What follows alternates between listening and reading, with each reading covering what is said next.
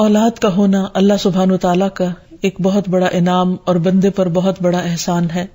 اسی لیے ہم دیکھتے ہیں کہ اولاد انسان کے لیے اگر نیک ہو تو راحت, رحمت, آرام اور چین اور آنکھوں کی ٹھنڈک کا ذریعہ ہوتی ہے.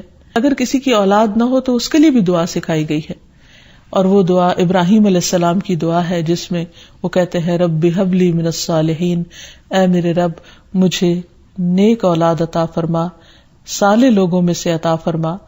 فبشرناہ بغلام حلیم, تو ہم نے اسے ایک بردبار بیٹے کی بشارت دی. یعنی اللہ سبحانہ وتعالیٰ نے ان کی دعا سن لی, اور یہ دعا بہت عرصے کے بعد سنی گئی تھی لیکن بہرحال سن لی گئی. ابراہیم علیہ السلام اللہ کے دوست تھے اور مستجاب الدعوات تھے, ان کی دعائیں قبول ہوتی تھی.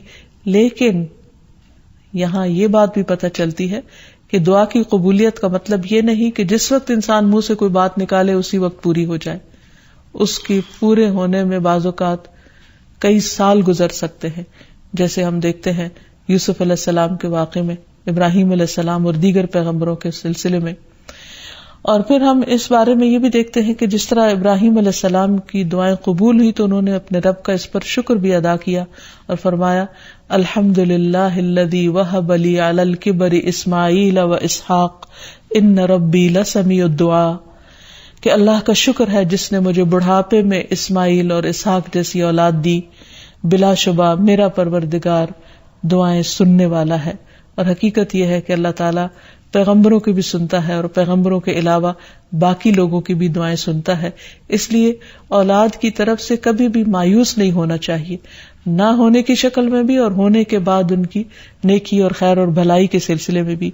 اور اس میں ہم دیکھتے ہیں کہ زکریا علیہ السلام کی بھی اولاد نہیں تھی تو وہ بھی بڑھاپے تک مایوس نہیں ہوئے اور دعا مانگتے رہے.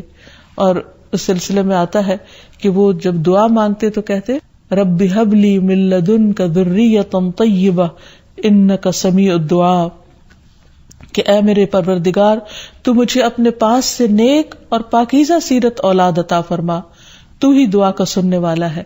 یعنی پیغمبر ہمیشہ صرف اولاد کی دعا نہیں کرتے بلکہ نیک اولاد کی دعا کرتے ہیں. دعا ایسی چیز ہے جو انسان کی تقدیر کو بدل دیتی ہے.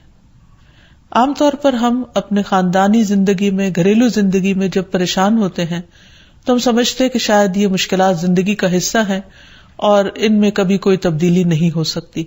حالانکہ اللہ سبحانہ وتعالیٰ کے لیے کسی بھی چیز کو بدلنا کچھ بھی مشکل نہیں. بعض اوقات ہمیں شیطان یہ وسوسہ ڈالتا ہے کہ یہ چیز تمہاری تقدیر میں لکھ دی گئی تھی اس لیے اب اس سے کوئی نجات کا راستہ نہیں.